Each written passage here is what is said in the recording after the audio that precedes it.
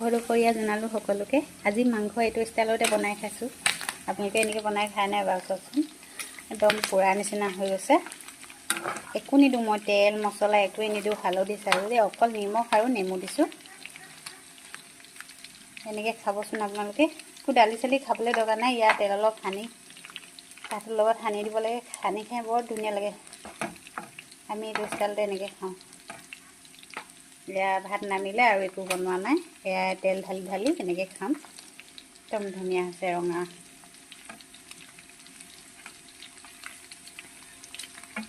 আমি এনেও আহোম মানুহ গাহৰিটোৱে ভাল পাওঁ আৰু